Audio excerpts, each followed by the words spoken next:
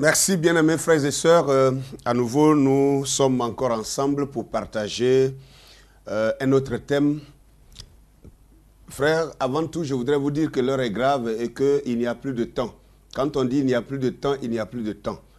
Il n'y a plus de temps, ça veut dire que beaucoup de prophéties que nous avons lues dans la Bible, que nous avons entendues nous être prêchées, que nous avons reçues en révélation par le prophète, où les prophètes, âge après âge jusqu'à nous, ces prophéties sont en train de s'accomplir devant nous et beaucoup de personnes ne comprennent même pas que c'est ce qui a été dit qui est en train de se produire actuellement.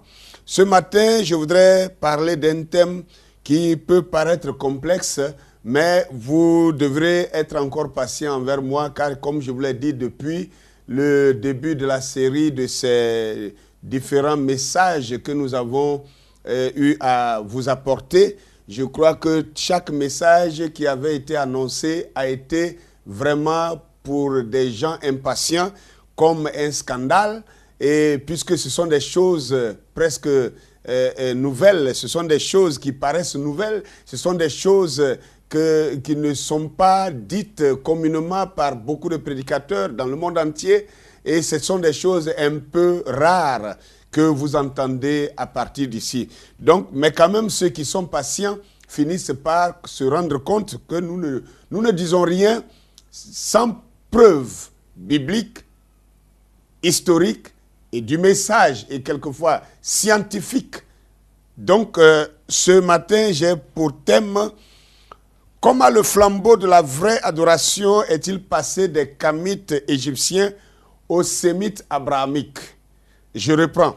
Comment le flambeau de la vraie adoration est-il passé des Kamites égyptiens aux Sémites abrahamiques? C'est-à-dire que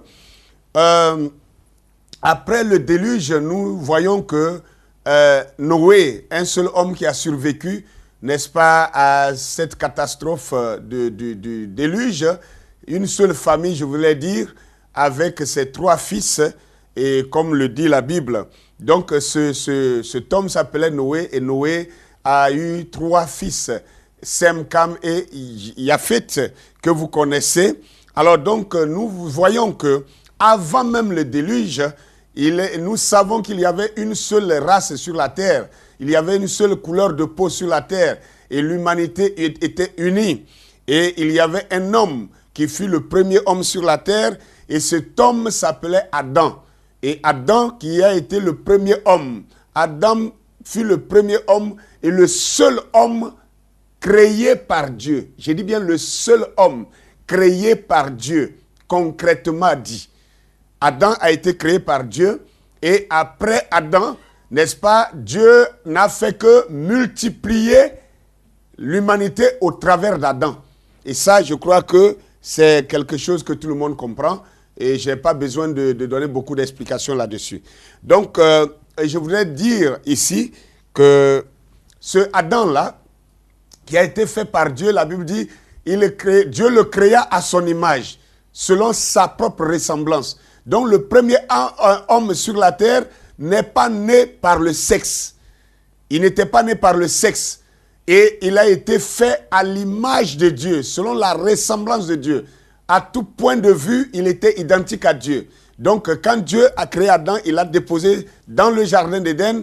Et nous savons aujourd'hui, preuve à l'appui, preuve prophétique et historique rassemblée, nous savons et nous comprenons aujourd'hui que le jardin d'Éden se fut en Égypte, en Afrique ici. C'est pour cela que l'histoire dit que l'Afrique est le berceau de l'humanité. Si vous voulez comprendre bien même, l'Afrique est, n'est-ce pas, le père de l'humanité ou la mère de l'humanité. C'est-à-dire toute l'humanité est le bébé, en gros, de l'Afrique. Donc les blancs, les jaunes, les rouges où que les gens habitent, les mulâtres, tous sont les enfants de l'Afrique.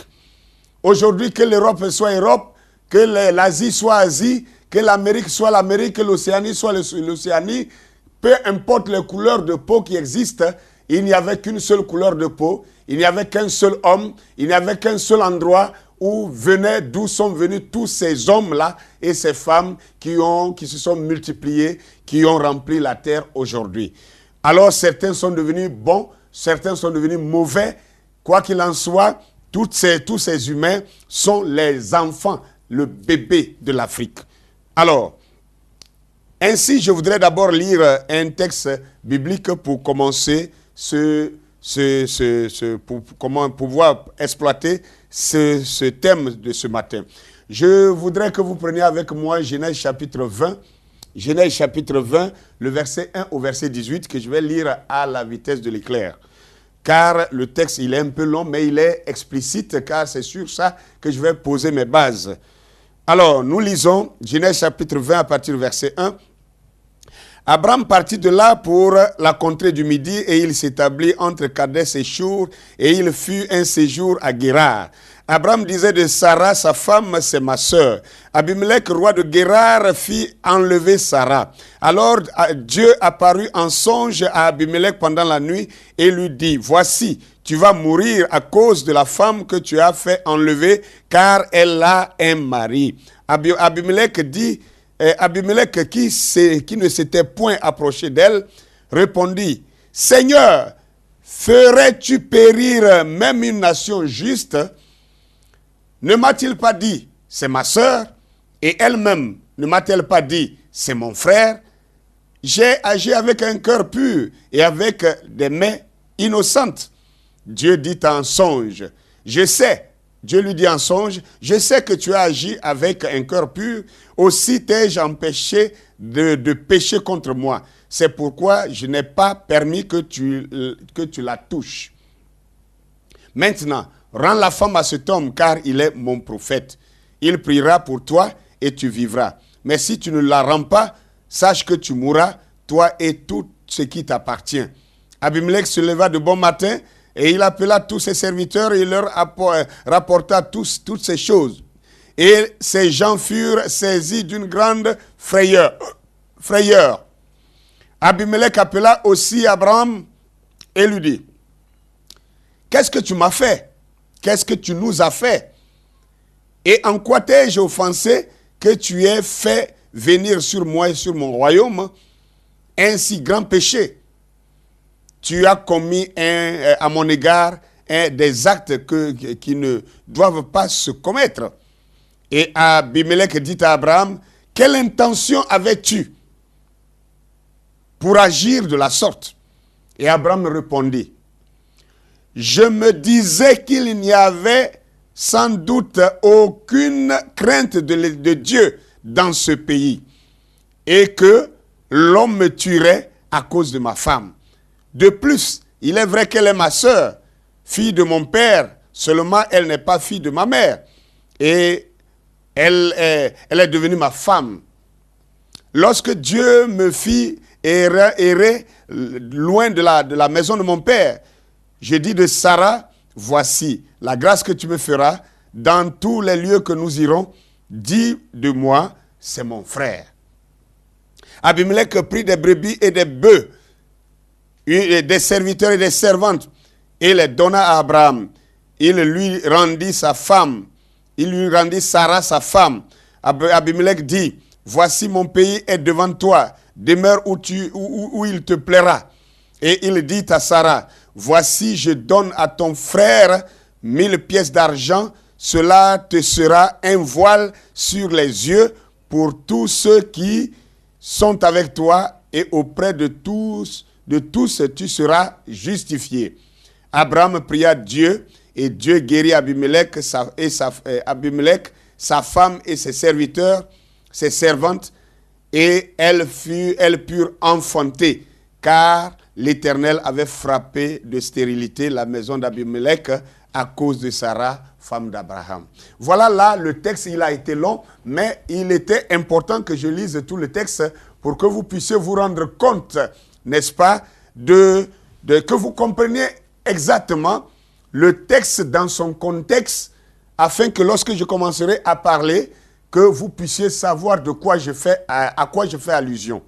Bien, ici, nous revenons maintenant au texte qu'on a lu, et nous voyons ici que Abraham est parti de chez lui, de Ur en Chaldée, lorsque l'Éternel l'avait appelé. Ça, c'est lors de la vocation d'Abraham.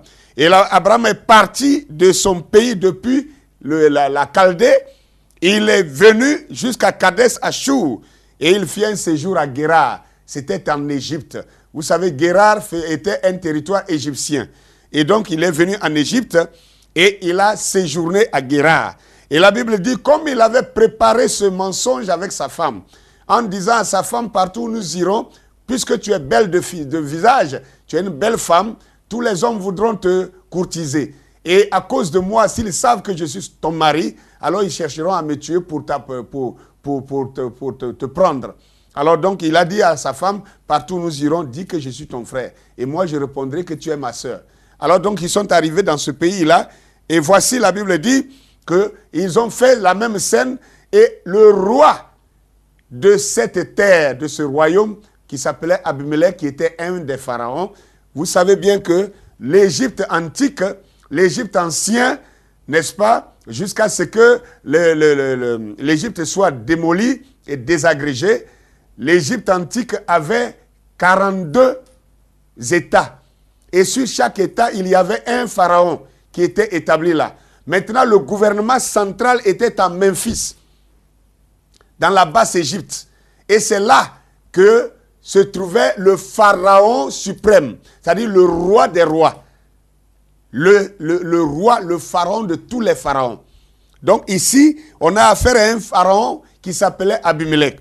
Et celui-ci a vu que la femme, et a vu que Sarah était belle, ne sachant pas que c'était la femme d'Abraham, puisqu'il se comportait, et ils ont même dit que, et regardez bien, il a pris des renseignements, et Abraham a dit que c'était sa sœur. Il a demandé même aussi à Sarah. Sarah a confirmé qu'elle était la sœur d'Abraham. Et ils n'ont pas dit qu'ils étaient un couple. Et donc cet homme-là a d'abord pris, n'est-ce pas, des renseignements avant de s'engager. Et il a pris Sarah, il l'a amenée chez lui. Mais il n'avait pas encore couché avec Sarah.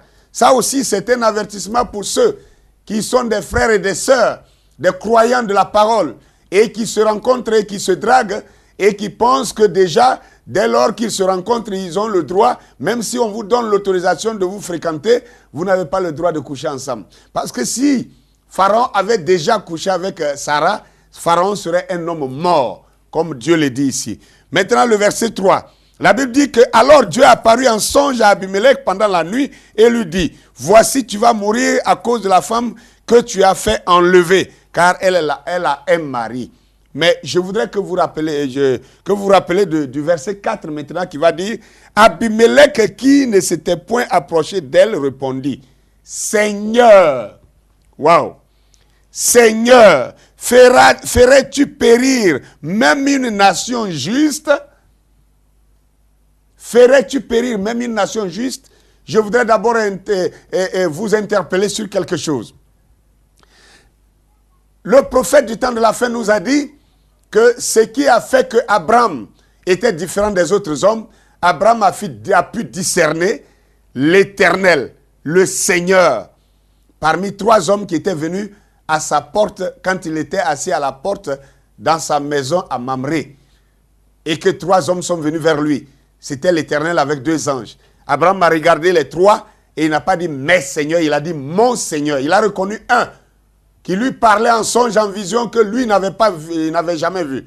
Mais le jour-là, il voyait cet homme. Dès que cet homme l'a salué, il a reconnu la voix. Et il a dit « mon Seigneur ». Et vraiment nous dit que n'importe qui ne peut connaître le Seigneur comme ça, s'il n'a pas de lien avec Dieu. Et nous voyons également que ce fut la même chose. Lot qui était rétrograde, qui était assis à la porte de Sodome, lorsque les 2 anges ont laissé l'Éternel avec Abraham, ils sont allés vers Sodome pour la destruction de cette ville. Quand Lot a vu ces 2 anges, lui, il a dit « mes seigneurs ». Donc, ça veut dire qu'il avait rétrogradé, il n'était plus assez spirituel pour comprendre que ce n'était pas des seigneurs, c'était des anges. Alors, Je voudrais aussi prendre un passage biblique pour renforcer cela dans 1 Corinthiens chapitre 12 qui nous parle de la manifestation des dons du Saint-Esprit. Et la Bible dit là-bas que personne ne peut dire que Jésus est Seigneur si ce n'est par l'Esprit de Dieu. Alléluia. Et personne ne peut aussi dire que Jésus est anathème. Oh, alléluia. Donc nous voyons ici que pour reconnaître le Seigneur et l'appeler Seigneur, il fallait qu'Abimelech connaisse le Seigneur avant ce temps. Abimelech connaissait le Seigneur. Il connaissait Dieu. Il était un vrai adorateur. Mais c'était avant qu'Abraham soit appelé.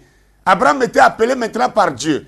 Parce que Dieu avait vu que l'Égypte, qui avait toujours adoré Dieu depuis le temps d'Adam, depuis le temps d'Adam.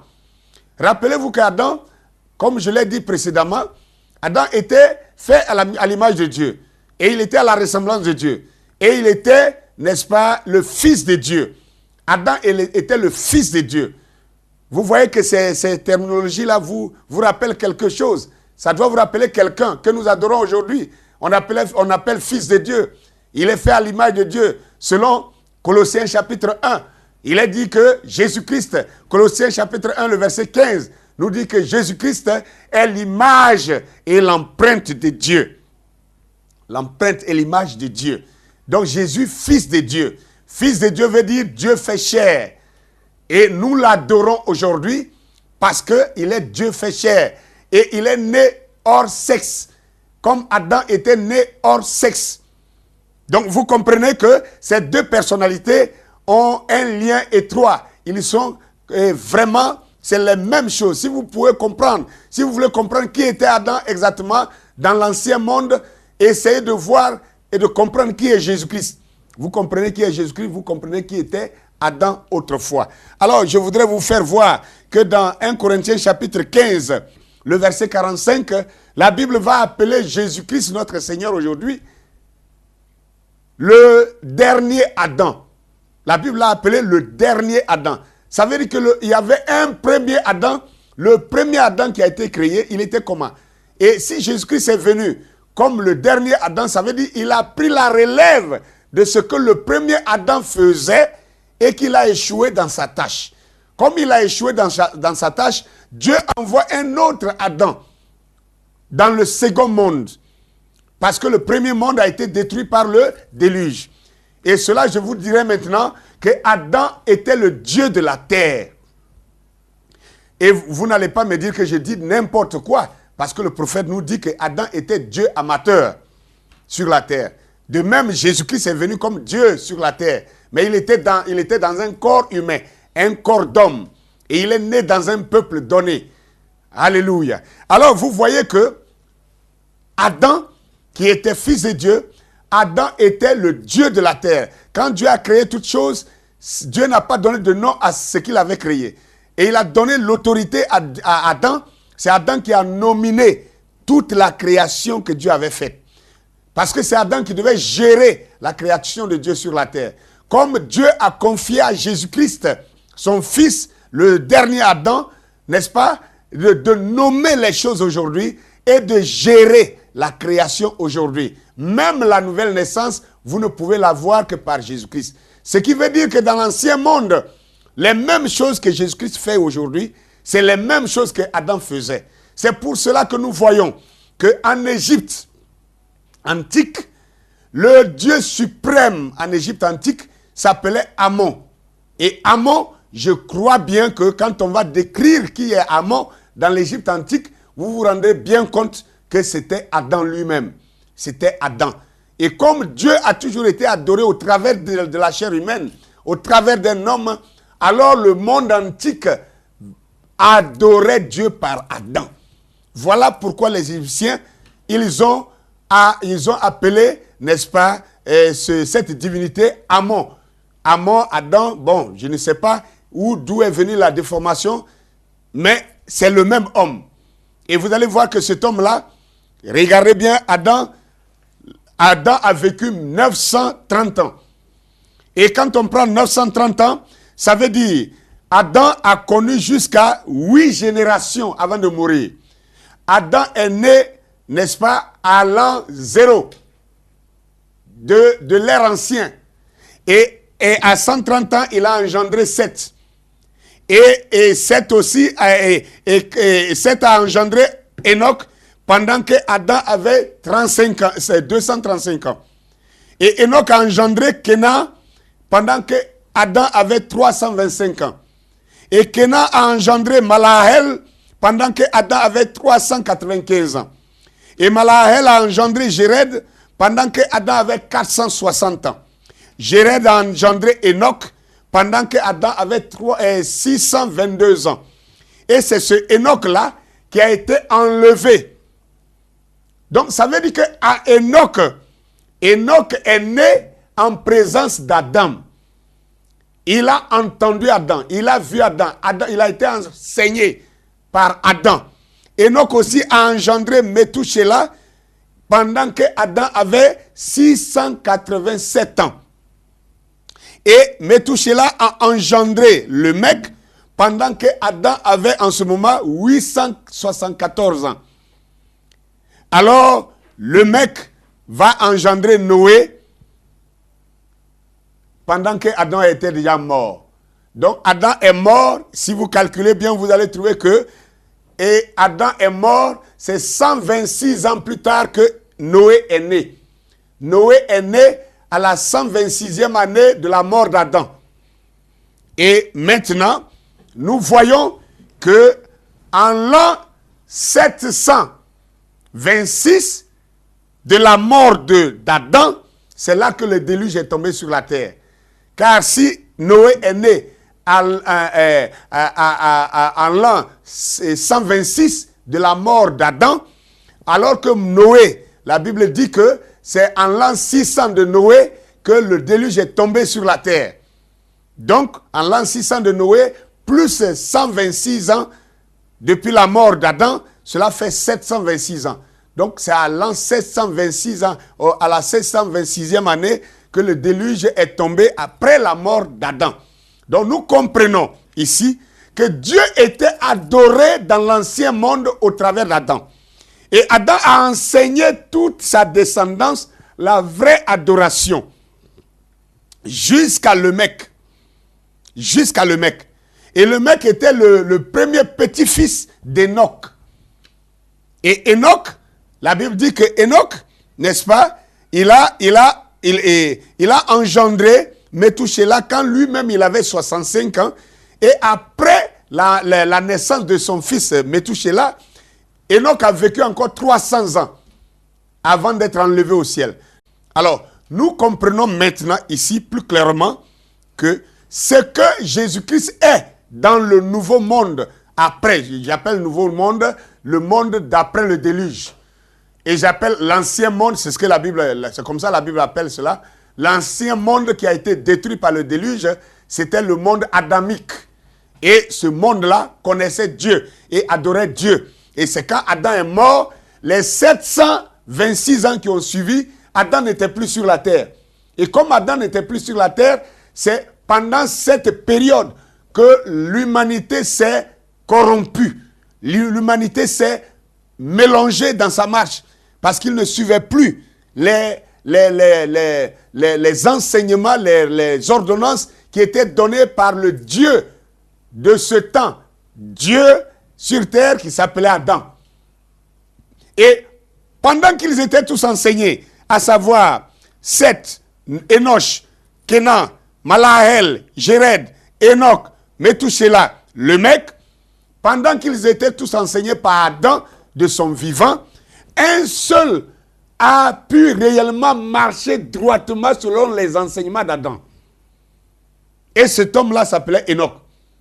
Et la Bible dit qu'il a été trouvé bon, agréable aux yeux de Dieu, et Dieu l'a enlevé. Depuis qu'il a été enlevé, alors le monde est tombé dans la déchéance. Jusqu'à ce que Dieu se décide de détruire cet ancien monde par le déluge. Alors, mes frères et mes sœurs, nous passons maintenant, depuis ce temps, au deuxième monde.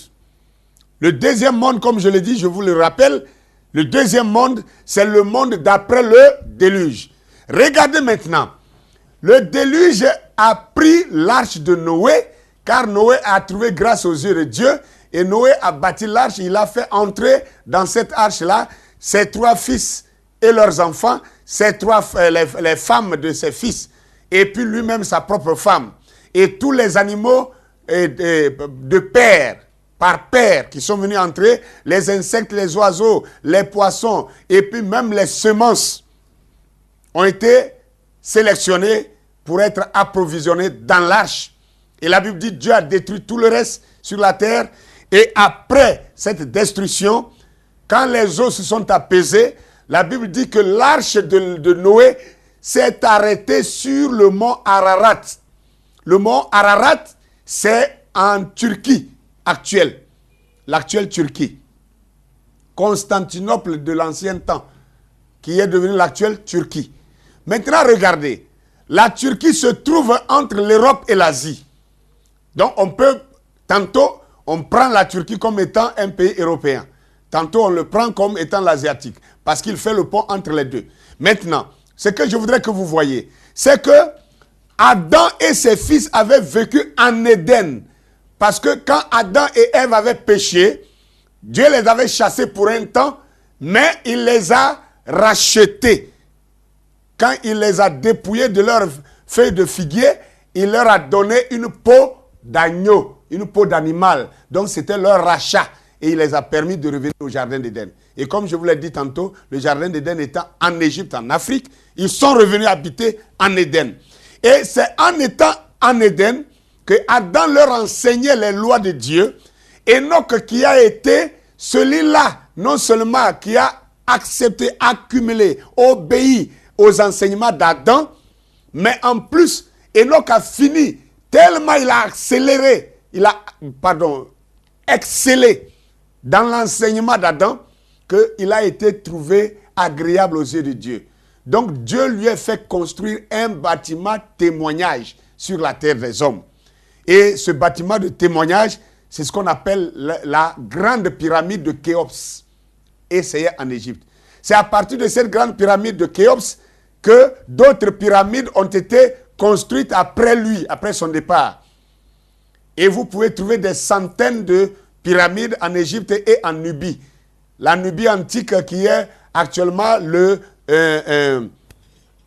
Soudan actuel.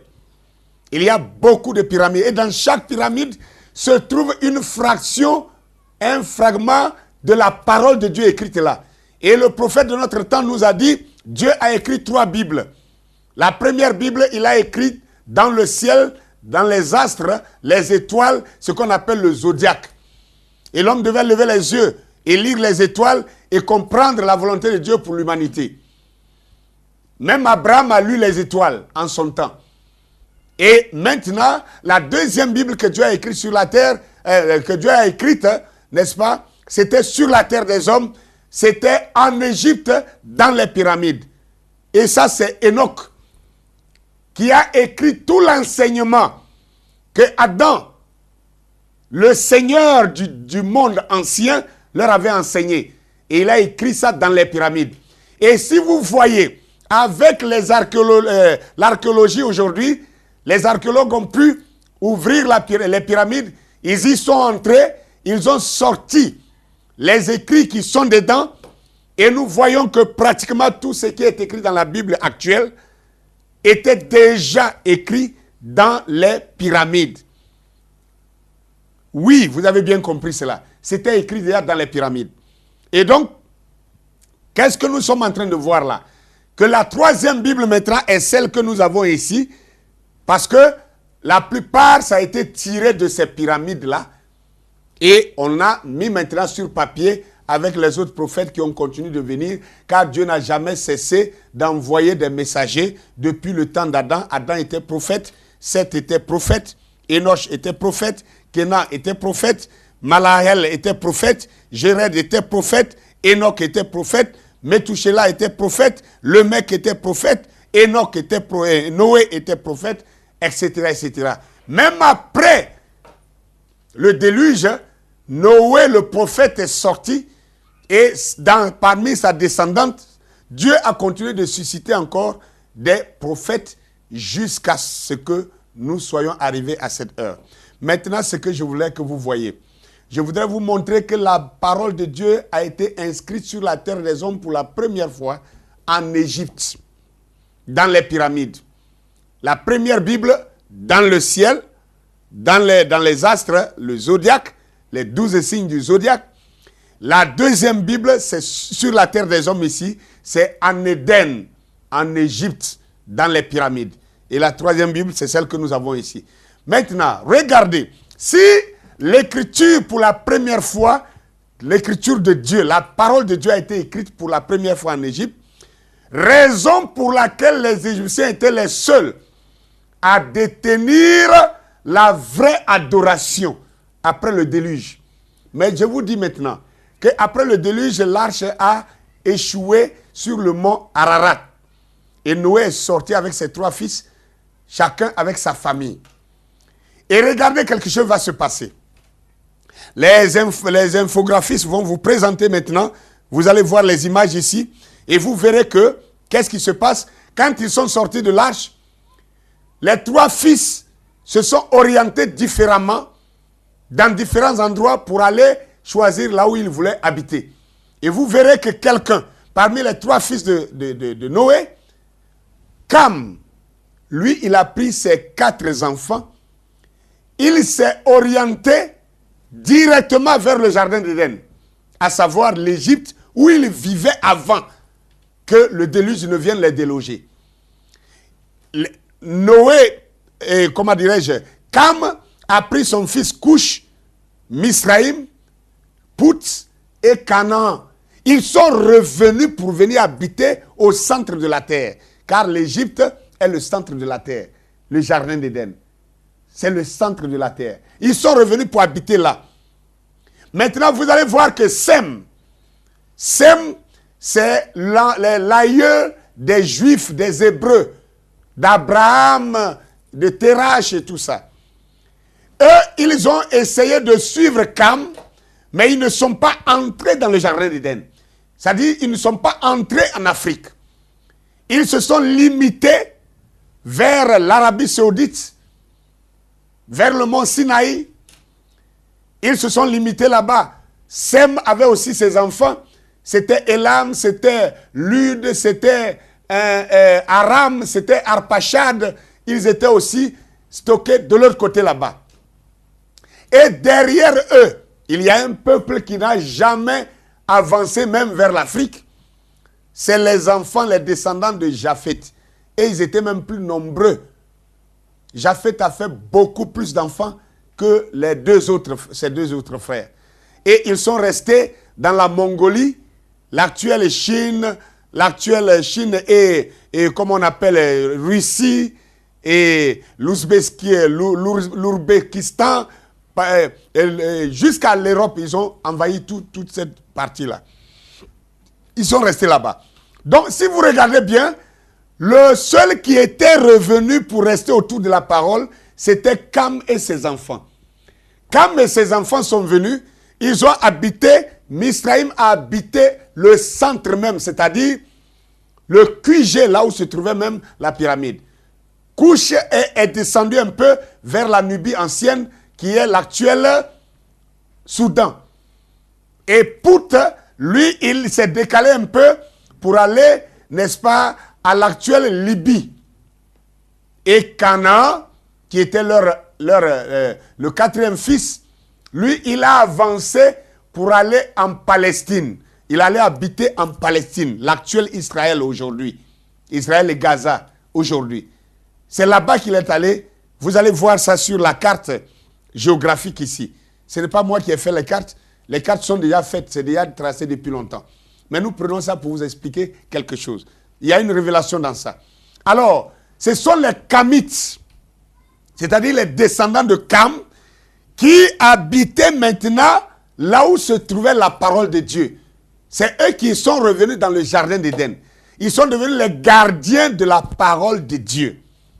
Et vous allez voir ici que lorsque Dieu va appeler Abraham, et Abraham va s'élever. Dieu lui dit, va-t'en de ton pays, de ta patrie, sors de là, va dans un pays que je te montrerai. Abraham a commencé à marcher, il ne savait même pas où il partait. Et il a traversé toute la Palestine. Il a traversé d'abord l'Arabie Saoudite et toutes ces choses-là, et remonté jusqu'en Palestine. Et de la Palestine, il a continué à redescendre maintenant vers la basse Égypte. Et il s'est retrouvé à Guérar, en pleine Égypte, dans le jardin d'Éden. Il se retrouve là. Et il vient là, comme un nouveau converti. J'ai bien un nouveau converti parce qu'il venait de recevoir sa vocation. Dieu peut vous appeler, mais l'appel ne suffit pas. Après l'appel, Dieu doit vous donner une commission. Et Dieu avait appelé Abraham et Dieu l'a ramené. Quoique Dieu parlait à Abraham, mais Dieu l'a indiqué un endroit où il devait aller se faire enseigner dans la parole de Dieu. Oui, vous avez bien entendu, enseigner.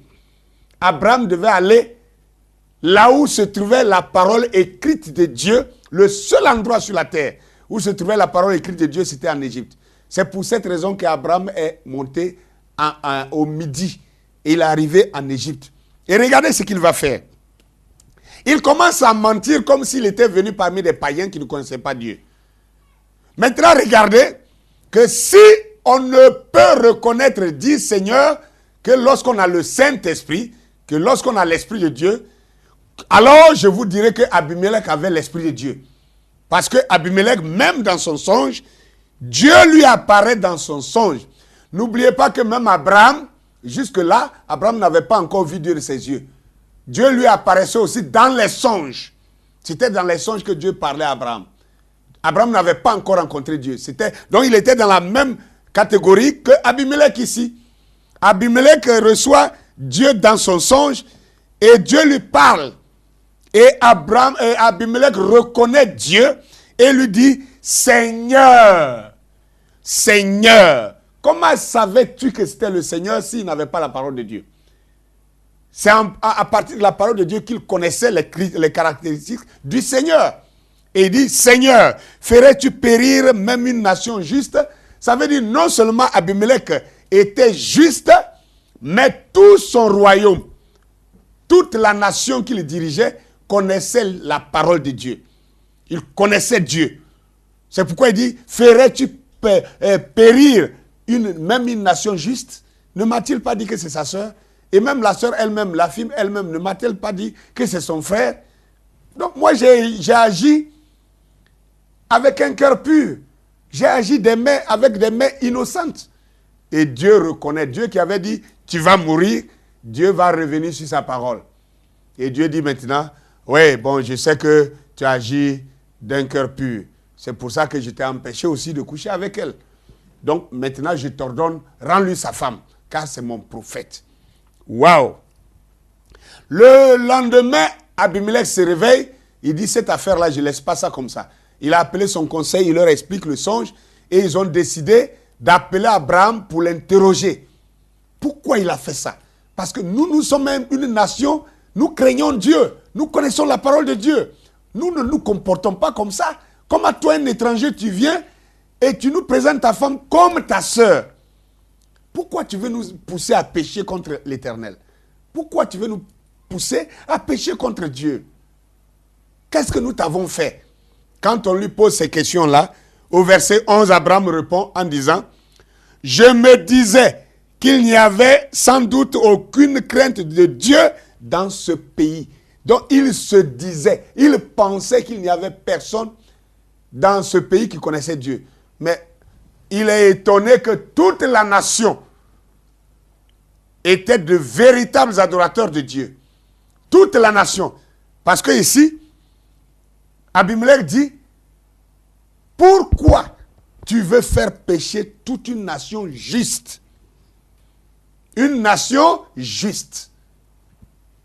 Alors, maintenant, ceci étant fait, maintenant, je voudrais maintenant vous montrer ce que Abimelech va dire à la suite.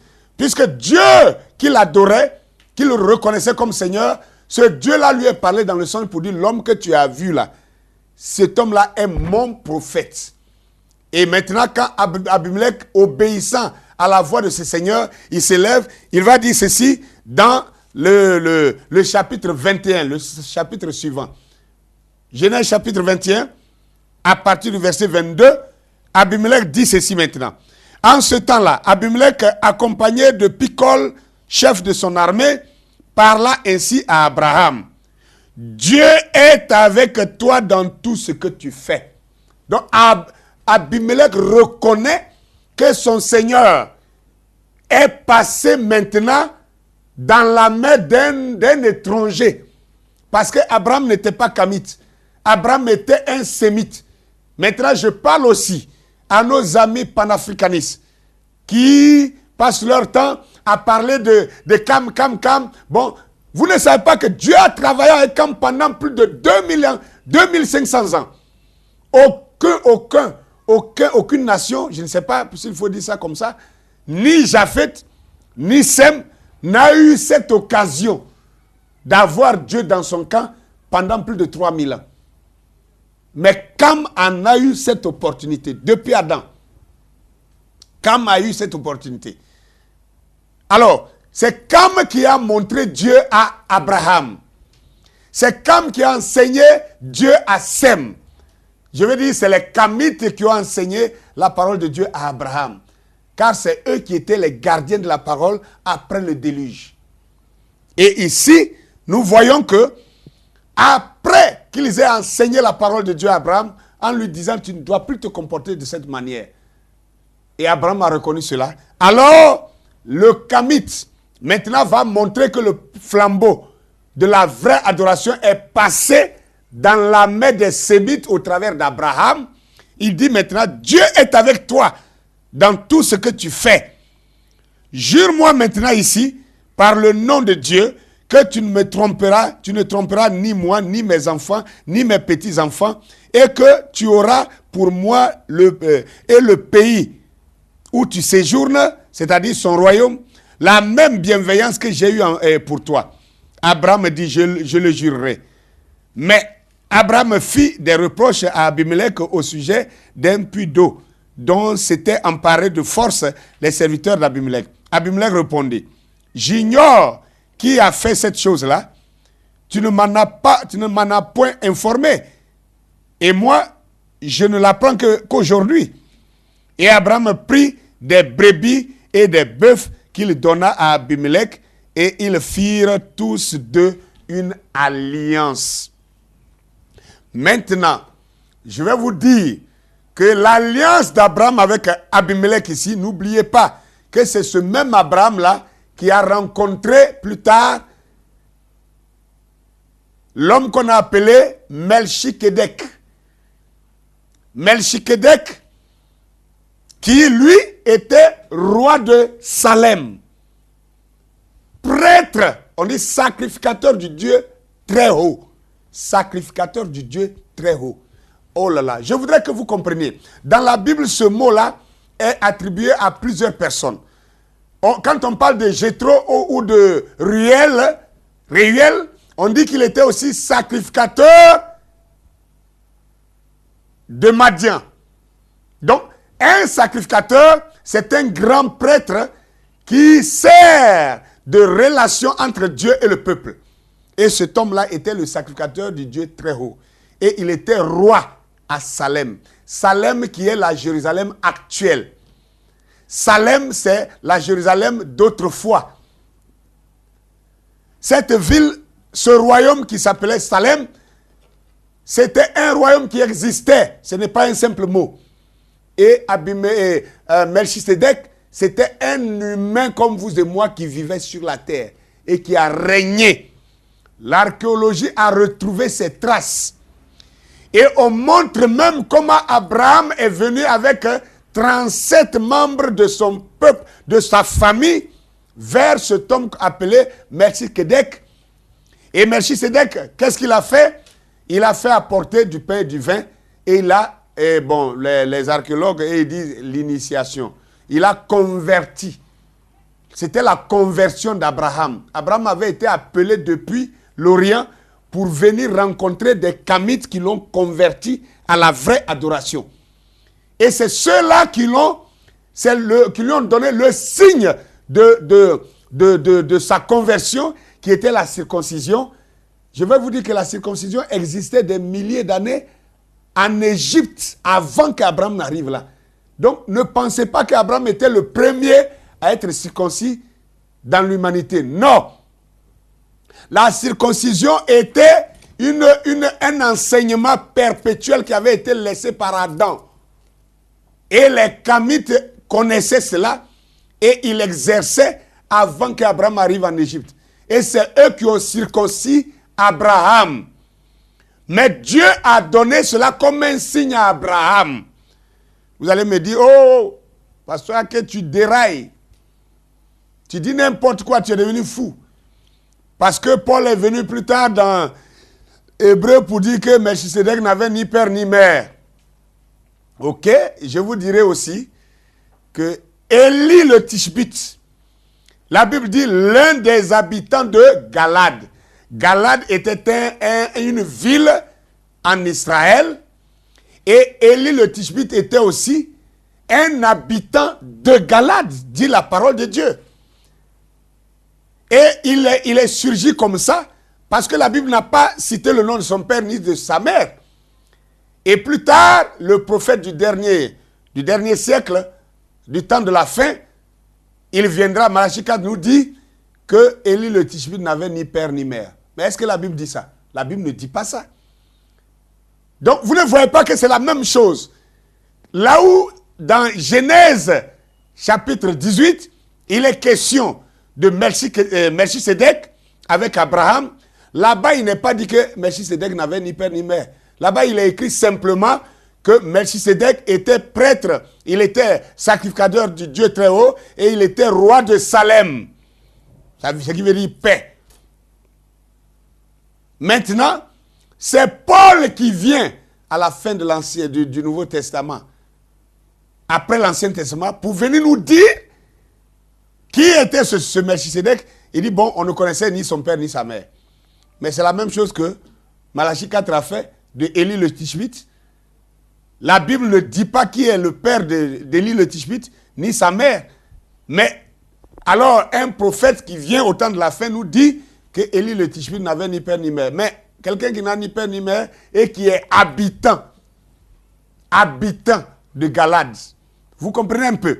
Donc, comprenez ces choses. Sinon, si Melchisedec n'avait ni père ni mère, pourquoi l'archéologie a trouvé ces traces? Les archéologues ont trouvé ces traces et ils ont trouvé l'accord qu'il a signé. Je veux dire, l'alliance qu'il a faite avec Abraham. En lui donnant du pain, en mangeant du pain et du vin. Et Abraham lui a donné des trucs. Et Abraham lui a donné la dîme ce jour-là. Tout ça, les archéologues ont retrouvé ça. Donc, la Bible est devenue une nouvelle Bible depuis la révélation de cette sceau. Et nous devons comprendre ça. Il ne s'agit pas de revenir là pour répéter comme je ne sais pas quoi. Et je veux parler avec respect quand même. Répéter les citations sans discernement. Mais Dieu continue de travailler. Nous devons prendre ces citations et donner le contexte, car Frère Branham a dit que la parole de Dieu doit être développée et que lui n'a fait qu'effleurer et que ceux qui viennent après lui doivent creuser. Creuser. Est-ce que vous creusez la parole? Si vous creusez, vous allez trouver la même chose. Vous n'allez pas contester ce que je dis. Alors, comme ça, les Kamites ont enseigné la parole de Dieu à Abraham. Parce qu'Abraham était appelé de Dieu, c'est vrai. Mais Abraham ne connaissait pas la parole écrite. Et la parole écrite était seulement dans la main des Kamites, car c'est les Kamites qui étaient les gardiens, n'est-ce pas, des pyramides dans lesquelles était écrite la parole de Dieu. Voilà pourquoi, la raison pour laquelle, non seulement Abraham, mais chaque grand prophète et chaque patriarche d'Israël était obligé de descendre en Égypte. Après Abraham, Isaac aussi est arrivé à Guérar. Il a fait la même chose, il a menti sur sa femme, Rebecca, que c'était sa sœur, même scénario. Après Isaac, on a vu que Jacob aussi est arrivé en Égypte. Lui-même, il a séjourné longtemps en Égypte jusqu'à y mourir. Non seulement Jacob, mais les 12 patriarches d'Israël. C'est-à-dire tous les 12 enfants, les 12 fils de Jacob sont descendus en Égypte. jusqu'à arriver à Joseph qui est devenu même gouverneur. Maintenant, je voudrais que vous... On va faire une petite chose. Il faut que nous poussons nos recherches un peu. Qu'on ne se limite pas dans, je ne sais pas, dans le carré du message. Alors que Frère Branham lui-même, en prêchant le message, il a cité Diodore de Cécile. Il parle des livres comme les Smickers. Il parle des livres comme les deux Babylones de Hyslop.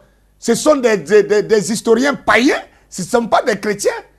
Mais Frère Branham a pris leurs histoires pour étayer la parole de Dieu. Et quand on veut citer quelque chose, seulement vous dites non, est-ce que ça c'est le message? Est-ce que ça c'est la Bible? Est-ce que ça c'est un chrétien? Vous parlez de quoi? Chrétien ou païen, Dieu a ses historiens sur la terre. Les deux Babylones, c'était la mythologie grecque. Celui qui comprend français n'a qu'à discerner le mot mythologie. Un mythe, c'est quoi? Mais Frère Branham a lu ça. Il a lu ces choses. Il cite Diodore de Cécile. Et nous voyons Diodore de Cécile, il n'a cité qu'une plage de lui. Mais il faut aller lire le livre de Diodore de Cécile, tu verras qu'est-ce qu'il a fait. Lis Hérodote, tu verras ce qu'ils ont dit. Hérodote et Diodore de Cécile, les contes de Volney, et tous ces gens-là ont parlé de l'Égypte antique comme étant des nègres. Si vous ne lisez pas là-bas, vous allez voir ça où? La Bible ne parle pas de leur peau. Sinon que c'est voilé. C'est quand vous lisez là-bas, vous revenez maintenant, vous relisez la Bible, vous voyez, vous comprenez pourquoi certaines choses ont été faites d'une manière et d'autre. Alors, maintenant, Abraham lui-même. La Bible dit qu'Abraham ne s'appelait pas Abraham. D'abord, le mot Abraham, je vais vous dire, le nom Abraham en français, comme on le prononce, c'est faux. Ce n'est même pas vrai. Et quand je vais dire le vrai nom, vous allez dire, hey, ça c'est arabe. Non, même les Arabes, ils ont aussi emprunté ce nom-là. C'est un nom égyptien. C'est les Égyptiens qui ont nommé Abraham. Et ils l'ont appelé Ibrahim. Ibrahim. Ibrahim. C'est un nom composé. Composé de 3 mots. Ra et Im. Ibrahim. Ibrahim qui veut dire Ra, le Dieu Ra est maintenant dans ton cœur. Ibrahim. Et ça, je détiens cela des archéologues, des historiens vrais qui parlent de ça. Même si eux aussi, comme ils ne sont pas croyants, ils veulent dérailler, mais nous prenons ça pour recentrer l'écriture ici. Alors, Ibrahim qui veut dire, nous savons que le Dieu Ra, c'est en tout cas, tout ce mot-là, ce nom-là est un nom égyptien. C'est les Égyptiens qui lui ont donné ce nom. Donc, quand on dit Dieu changea le nom d'Abraham en Abraham, c'est en Égypte. Sinon que l'archéologie n'a pas retrouvé Abraham.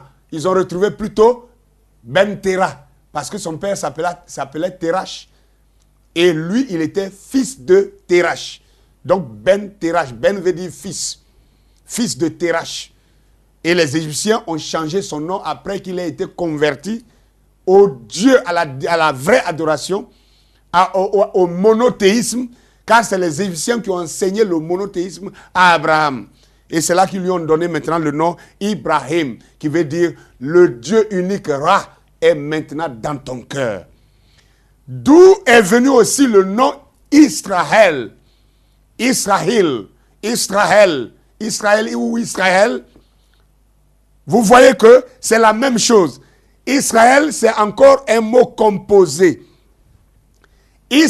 C'est Isis. Isis, c'est le Dieu féminin.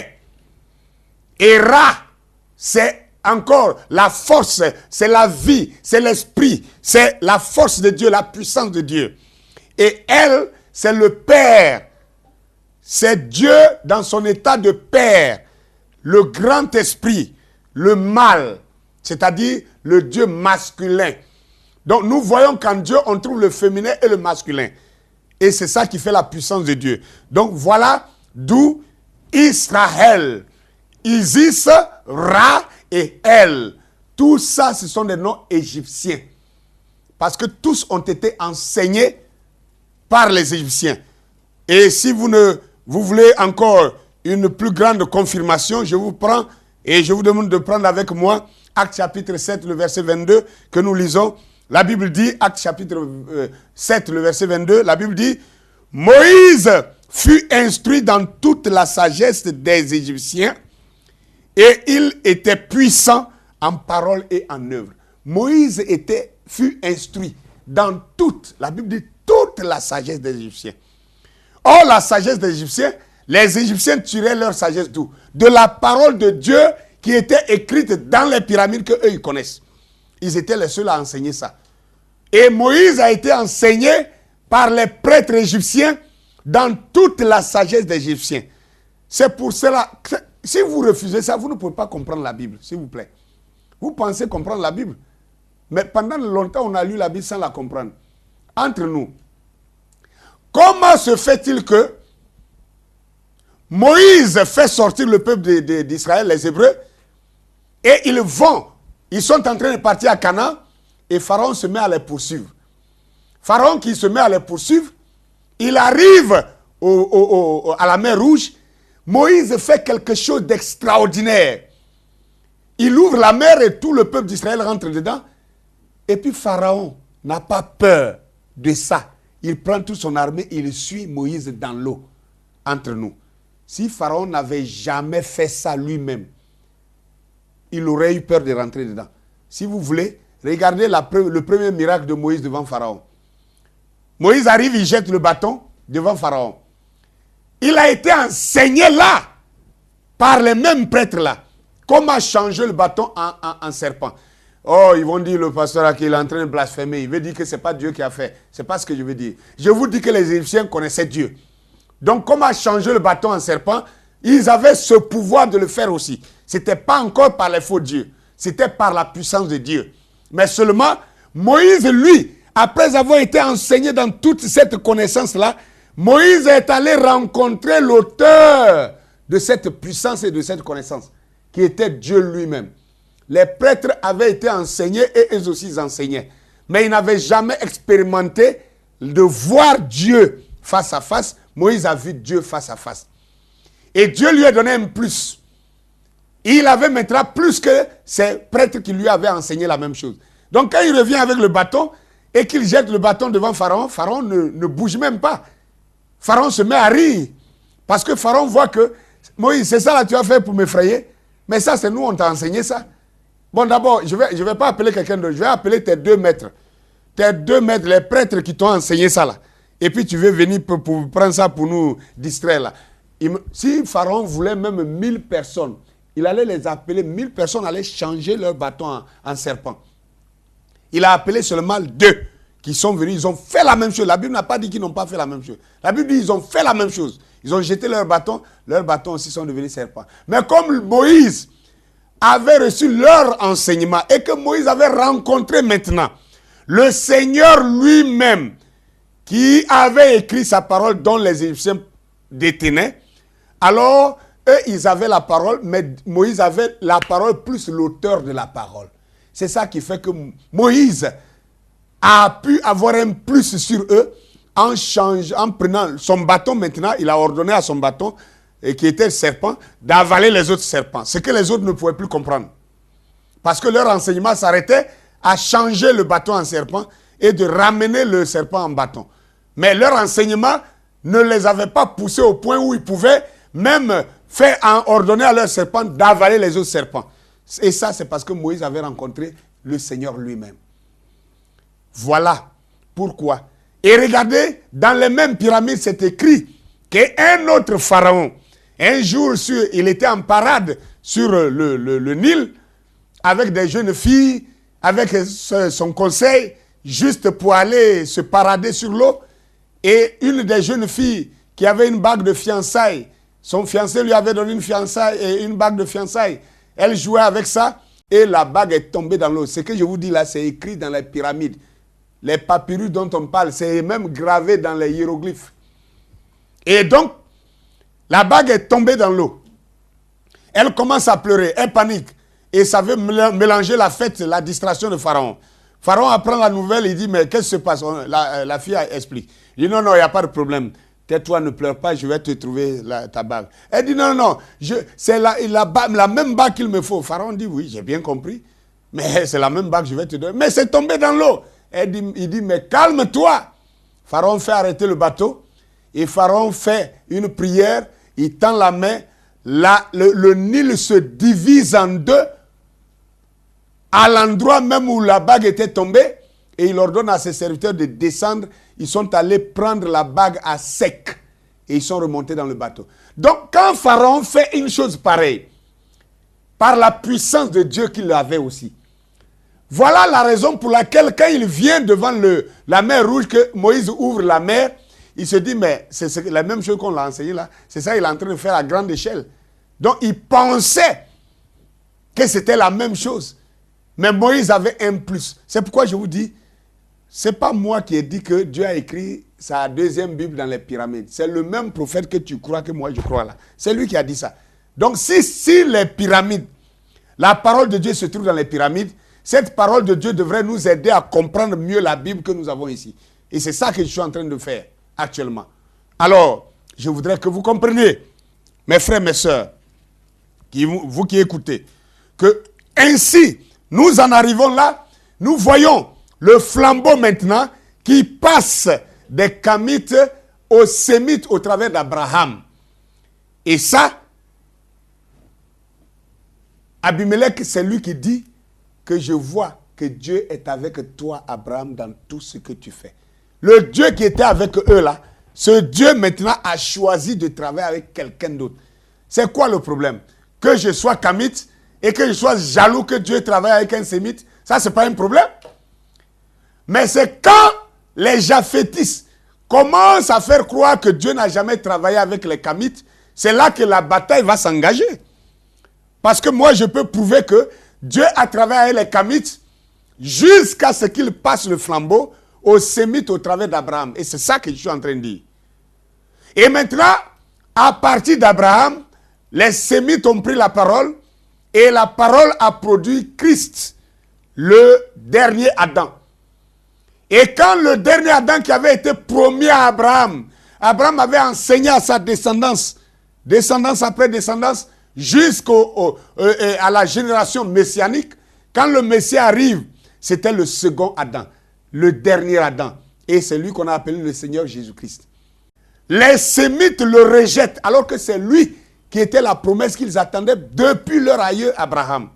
Quand ils arrivent là, alors Dieu tourne dos aussi aux Sémites. Et Dieu va maintenant traiter avec les Japhétistes. Parce que les Français, les Espagnols, les Allemands, les Russes et les Irlandais, les Anglais, tous ces gens que vous voyez en Europe là-bas, ce ne sont pas des Sémites, ce sont plutôt des Japhétistes. Ce sont les enfants de Japheth. Car dans Genèse chapitre 10, il a été prophétisé que Japheth allait étendre ses tentes jusqu'à dans les tentes de Sem. Je crois que j'ai ça ici même. C'est plutôt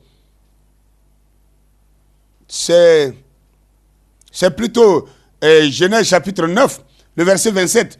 Dieu dit, et il dit que Dieu étende les possessions de Japheth qu'il habite dans les tentes de Sem. Qu'il habite dans les tentes de Sem.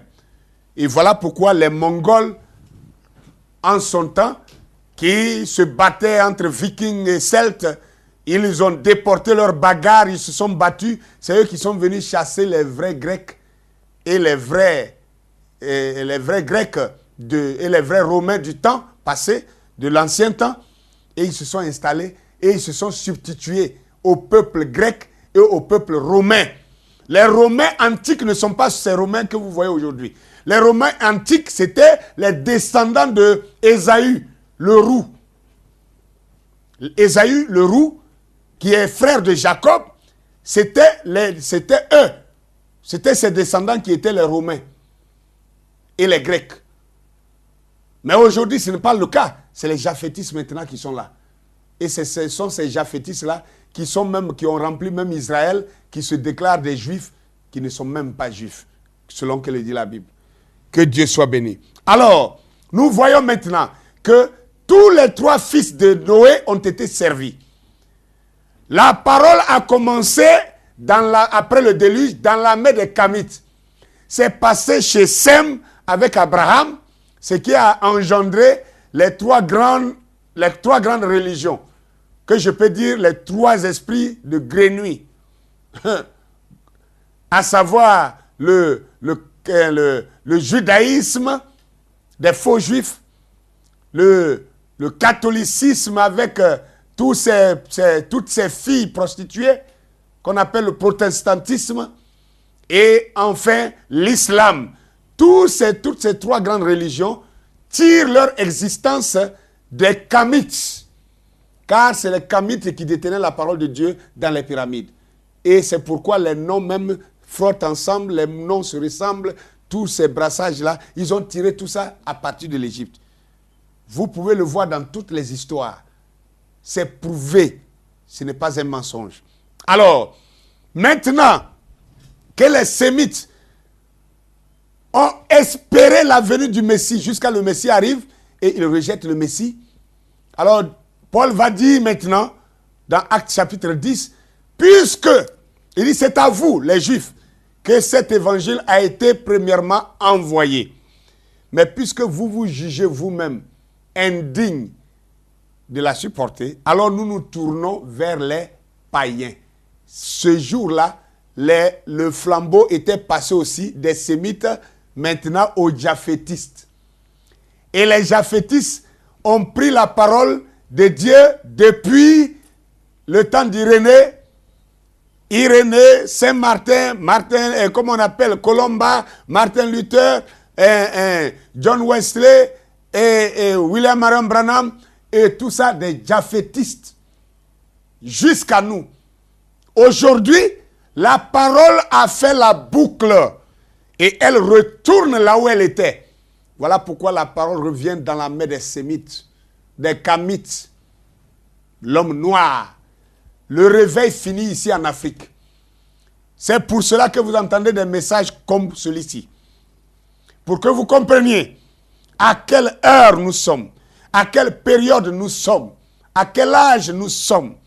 Maintenant, mes frères, mes soeurs, messieurs, mesdames, je voudrais que vous compreniez qu'après avoir ainsi dit, si je remonte encore pour rappeler quelques petites choses que j'ai semblé sauter, je voudrais vous dire que Moïse, qui a passé toute sa vie, sa jeunesse, jusqu'à 40 ans en Égypte, c'est pourquoi la Bible dit, de tous les Sémites, Moïse a été celui qui a été le plus enseigné dans toute la sagesse des Égyptiens. Et il était puissant en parole et en œuvre. En parole et en œuvre. La parole, la sagesse, la connaissance de Dieu qu'il a reçue comme enseignement en Égypte, là, a fait de lui un homme puissant en parole et en œuvre.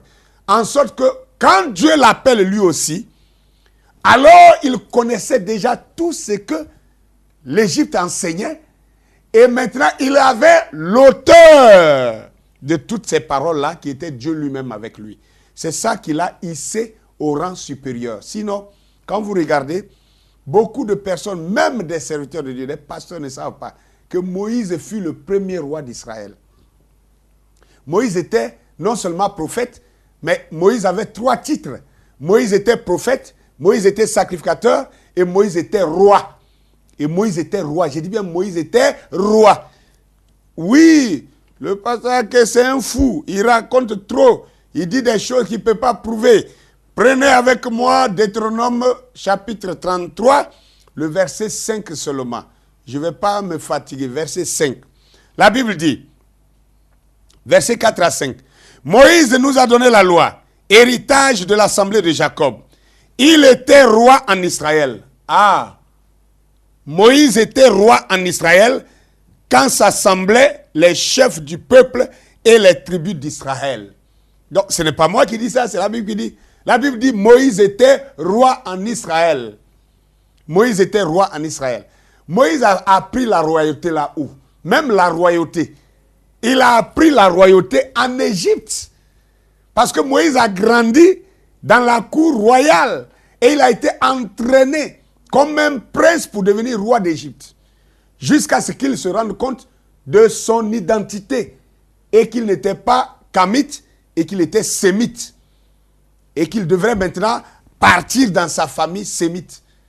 Et il s'en va avec toute cette connaissance. La royauté,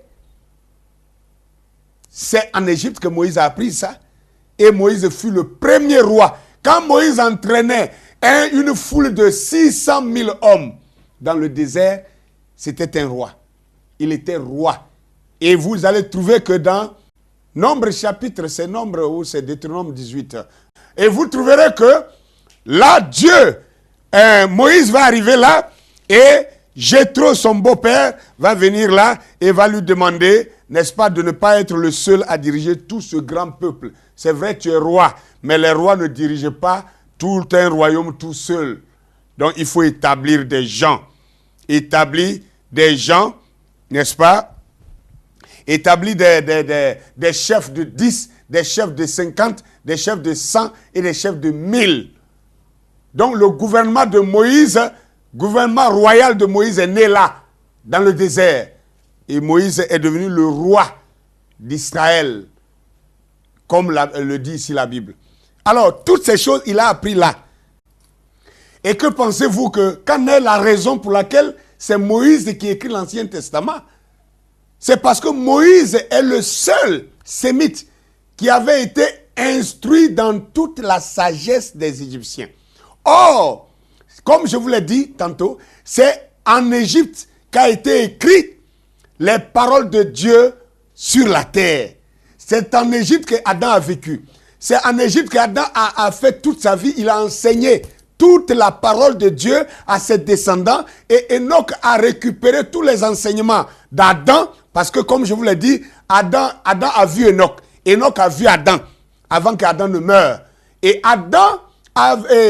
Enoch ayant pris tous ces enseignements, il les a écrits dans la parole, dans les pyramides, comme étant la parole de Dieu. Et vous savez, ces hiéroglyphes dans les pyramides, ça s'appelle en langue égyptienne ancienne Medunetcher. Medunetcher, ça veut dire les paroles de Dieu. Les paroles au pluriel, mais de Dieu au singulier. Comment vous pouvez me dire que l'Égypte antique était des polythéistes? C'était des monothéistes. Ils ont dit Medunetcher, ce qui veut dire les paroles de Dieu. Donc les hiéroglyphes dans les pyramides sont les paroles de Dieu. Voilà pourquoi Moïse, comme c'est le seul qui a été instruit dans toute la sagesse des Égyptiens, puisque c'est les Égyptiens qui gardaient cette parole de Dieu, c'est eux qui ont enseigné à Moïse. Voilà pourquoi Moïse pouvait écrire la Genèse des choses. Parce que la Genèse, ce n'est pas une imagination. C'est parce que Adam chantait ça tous les jours. Adam a raconté ça à ses enfants jusqu'à Enoch. Et Enoch a entendu Adam enseigner. Enoch était encore jeune quand Adam enseignait ces choses. Et c'est Enoch qui a écrit ça dans les pyramides. Et Moïse, ayant été dans le QG même pharaonique, parce qu'il s'apprêtait à devenir comment on dit ça, le prochain pharaon, il devait devenir le prochain pharaon. Alors, le pharaon devait savoir tout. Et on lui a enseigné tout jusqu'à la dernière lettre. Voilà pourquoi Moïse, quand il retrouve son peuple sémite maintenant, il devient le roi des sémites, donc d'Israël. Alors, il fait quoi? Il va maintenant écrire la Genèse. Parce que comment il a écrit? Il prend maintenant ce qui était gravé dans les pierres, il les met maintenant sous manuscrit pour que ça soit transporté parce que son peuple devrait se déplacer maintenant. Se déplacer. Oh, on ne peut pas déplacer une pyramide. Et les paroles sont gravées dans des pierres de la pyramide. Donc, lui, il connaissait ça parce qu'il avait été enseigné en cela. Et voilà pourquoi Moïse a pu écrire la Genèse. Je vous dis maintenant, la circoncision d'Abraham, il a pris ça en Égypte. Parce que les Égyptiens pratiquaient la circoncision, comme vous pouvez le voir sur votre petit écran, 1000 ans avant qu'Abraham n'arrive en Égypte. Donc, Abraham a appris la circoncision en Égypte. Et comme on appelle la scène du pain et du vin, c'est un pharaon qui l'a fait avant. Et même un pharaon s'appelait Toutankhamon. Toutankhamon, ce qui veut dire celui qui m'a vu a vu le Père. Hein? Je crois que pour les croyants de la Bible, ça doit vous rappeler quelque chose. Celui qui m'a vu a vu le Père. Toutankhamon. Voilà la signification de son nom. Et ça, on appelle tout ça Pharaon. Mais quand la Bible nous parle de Pharaon, on a comme l'impression que ce sont de vulgaires rois féticheurs, adorateurs de faux dieux. Non! C'était des prophètes. Parce que la preuve en est que toutes les pyramides dans lesquelles sont écrites les paroles de Dieu, ces paroles de Dieu ont été écrites par des pharaons. Et les pharaons qui ont écrit la parole de Dieu étaient des prophètes. Parce que vous savez que la parole de Dieu ne vient qu'aux prophètes. Et donc chaque prophète, chaque prophète était roi en même temps. Donc voilà pourquoi Moïse, le prophète, a pris le titre de roi. Parce qu'il savait qu'en Égypte là-bas, un prophète était roi. Les pharaons étaient des prophètes et ils étaient rois. Et ils étaient les grands prêtres de leur royaume. C'est pourquoi Moïse est à la fois prophète, sacrificateur et roi. Et nous voyons que c'est dans les pyramides là, c'est quand on rentre, par exemple, quand on prend selon les archéologues et les historiens qui y sont entrés pour nous sortir les hiéroglyphes où c'est écrit, on voit que dans le tombeau de Ounas, on a vu beaucoup de choses. Dans le tombeau de Ounas, ce pharaon-là dit, prenez ce pain, il donne du pain à ses serviteurs, il dit, prenez et mangez, ceci est mon corps qui est brisé. Et il prend du vin, il leur donne, il dit, prenez ceci, buvez, ceci est mon sang. Ah, on voit encore, c'est écrit ailleurs que, comment on appelle, le Dieu suprême qui parle à Isis, et il dit que le Dieu suprême là devait couvrir Isis de son ombre, et Isis enfanterait Osiris, qui est le fils de Ra, par qui il sauverait une fois encore le monde. Tout ça, c'est écrit dans les pyramides. Et je crois que ces gens-là n'étaient que des prophètes parce que ce n'est qu'aux prophètes que vient la parole de Dieu. Frère Abraham dit que toutes ces paroles, les paroles de Dieu ont été écrites dans les pyramides. Ce n'est pas moi qui ai dit, c'est lui qui a dit. Or, si les paroles de Dieu sont écrites dans les pyramides, ceux qui ont écrit ces paroles-là étaient qui? Nous savons que la Bible nous dit que la parole de Dieu ne vient qu'aux prophètes. Donc ces gens-là étaient des prophètes de Dieu. Et ces gens qui étaient prophètes, en même temps ils étaient rois. Et ce sont ces rois-là, en son temps, qu'on a appelé des pharaons. Maintenant, jusqu'à ce que le flambeau soit passé aux Sémites, et tous les pharaons qui sont venus maintenant étaient des renégats.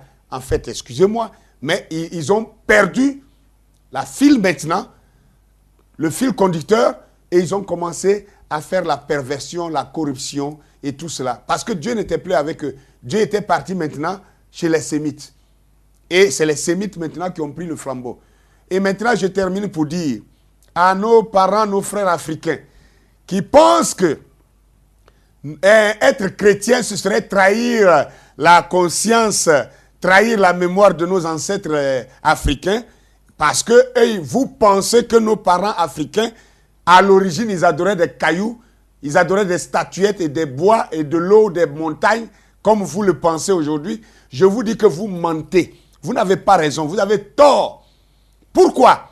Parce que nos parents ici, africains, tout le monde sait que les vrais Africains, Bantous, comme on nous appelle, nous sommes les descendants des anciens Égyptiens. Et je viens de vous montrer ce que les anciens Égyptiens adoraient. Ils adoraient un Dieu unique. Et le monothéisme est parti de l'Égypte pour aller chez les Hébreux. Donc maintenant, quand plus tard, ces Berbères sont venus pour chasser l'Égypte, pour chasser les Égyptiens de leur territoire, c'est là que nous, nos parents, nos aïeuls ont fui de l'Afrique du Nord. Ils sont remontés vers l'Afrique subsaharienne. D'autres sont allés en Afrique centrale, en Afrique de l'Est et jusqu'en Afrique du Sud. Ils sont partis avec cette adoration. Et c'est la même corruption là. Comme ils avaient quitté la terre de base, qui était l'Égypte, le jardin d'Éden, alors ils sont partis maintenant, ils ont pris des cailloux, d'autres ont pris de l'eau, d'autres ont pris des arbres, d'autres ont pris des montagnes comme référence de leur adoration. Mais quand ils étaient en Égypte, ce n'est pas ce qu'ils adoraient. Ils adoraient le dieu Amon. Et le dieu Amon, ce n'était personne d'autre que Adam. Parce que Amon, l'iconographie d'Amon en Égypte, c'est un vieillard noir. Le voilà. Vous pouvez le voir sur votre petit écran. C'était un homme bien noir. Noir charbon. C'était le premier homme sur la terre. C'est lui qui était la divinité suprême qu'on appelle Amon ou Amen. L'Amen. L'Amon. Amon. Amen. Et vous allez entendre des pharaons qui s'appelaient Amenhotep. Hein? Toutankhamon. Toutankhamon. C'est-à-dire celui qui m'a vu a vu mon père Amon. Le Dieu suprême. Donc, et vous pensez que nos parents, ils adoraient des cailloux, ils adoraient des bois. Ils n'adoraient pas les cailloux. Ils n'adoraient pas les bois. Ils adoraient un être vivant. Il s'appelait Adam. Et le premier Adam était adoré comme le second Adam que nous adorons aujourd'hui, qu'on appelle Jésus-Christ. Jésus-Christ est le dernier Adam, selon 1 Corinthiens chapitre 15, verset 45. C'est le second Adam ou le dernier Adam. Et lui, il est un esprit vivifiant. Et le premier Adam était un esprit, une âme vivante. Mais il était adoré. Il était adoré. Et donc, nos parents n'adoraient pas les bois. Nos parents n'adoraient pas les mânes, comme vous le dites. Donc, s'il existe une seule manne des ancêtres, c'est Adam. C'était un homme. Et c'était le fils de Dieu. Il n'a pas été engendré par le sexe. Il était né du verbe, de la parole. De la même manière que Jésus-Christ, le dernier Adam, est né par le verbe, la parole. Je termine sur les rosicruciens, les francs-maçons, les écancaristes, les maïcaristes, les Lions Club, les Rotary Club, les kabbalanistes, tous ces gens-là qui pensent qu'ils tirent leur science de l'Égypte antique et qu'ils regardent dans les pyramides parce que les Égyptiens, les sages égyptiens, les prêtres égyptiens avaient toujours un petit sac à la main, donc ça veut dire qu'ils appartenaient à une confrérie. C'est votre déduction personnelle. Si vous voulez faire votre sorcellerie, n'attribuez pas ça à nos ancêtres les Kamites qui adoraient le vrai Dieu. Le monothéisme est venu de l'Égypte antique. Le monothéisme n'est pas, n'est-ce pas, n'est pas sémite. Le monothéisme est un héritage des Kamites qui est passé dans la main des Sémites. Donc, toutes vos théories de Rose-Croix, de franc-maçonnerie, de Illuminati, de quoi encore, de Kabbalan, d'Abracadabra, ou toutes ces bêtises de sorciers, tous réunis, je vous dis, vous avez tort. Le même Dieu qui a créé les cieux et la terre, qui est venu sur la terre dans le jardin d'Éden, qui s'appelait Adam, ce même Dieu-là, qui était une âme vivante, après la chute de sa femme, il a suivi sa femme dans la mort pour la racheter. Sinon, il n'avait pas péché. La Bible dit qu'Adam n'a pas péché. C'est Ève qui a péché. Vous pouvez trouver ça dans 1 Corinthiens chapitre 2. Non, 1 Timothée chapitre 2, le verset 12 au verset 14. Que ce n'est pas Adam qui a péché, mais c'est Ève, c'est la femme qui, séduite, fut rendue coupable de transgression. Elle sera néanmoins sauvée en devenant mère si elle persévère dans la modestie et dans la foi. Donc voilà ce qui est écrit là.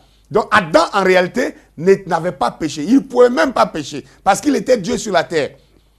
Adam a pris le péché de sa femme pour aller mourir afin de pouvoir sauver, racheter sa femme qui avait péché. C'est la même chose que Jésus-Christ a fait. La Bible dit Jésus est devenu péché. Il s'est fait pécher pour que nous soyons justice de Dieu. Donc Jésus, accroché à la croix là-bas, il s'est fait pécher. Mais lui n'a jamais péché. Il a dit, qui me convaincra de pécher? Il n'avait jamais péché, mais à cause de son épouse qui était, n'est-ce pas, sanctionnée, qui devait aller en enfer, Jésus-Christ a accepté s'identifier au péché pour mourir à la place de sa femme, pour racheter sa femme. C'est la même chose qu'Adam a fait. C'est la même chose. Alors, bien-aimés frères et sœurs, ne voulant pas allonger cette vidéo, je voudrais m'arrêter là. Et vous connaissez, vous savez que j'ai fait beaucoup de vidéos qui sont vraiment choquantes pour vous, mais je ne dirai rien qu'il n'y a pas, où il n'y a pas de preuve à vous donner. Alors, vous pouvez partager cette vidéo-là, partagez-la massivement, nous n'avons plus de temps. J'ai une autre vidéo que je vais vous faire voir dans les jours à suivre, parlant de coronavirus, de la plombée du système monétaire mondial. Et vous allez voir où nous sommes en train d'aller. Il n'y a plus de temps. C'est pourquoi au début de la vidéo, j'ai dit l'heure est grave. Très bientôt, dans quelques temps seulement, dans quelques temps, j'ai dit bien dans quelques temps, tu sauras si tu étais vraiment chrétien, si tu étais vraiment croyant, oui ou non. Nous saurons si nous étions vraiment chrétiens, oui ou non. Parce que ce qui est arrivé à Enoch, cela est près de nous arriver à nous qui professons la foi par Jésus-Christ notre Sauveur. Alors prenons la chose au sérieux, mettez-vous à genoux, priez, que chacun prie pour ne pas manquer ce moment. Que la paix et la grâce du Seigneur, notre Dieu, reposent sur chacun de vous. Partagez cette vidéo, likez-la, multipliez ça, partagez, donnez, partagez à vos amis, partagez sur vos pages pour que plusieurs puissent voir, pour être alertés. Que Dieu vous bénisse.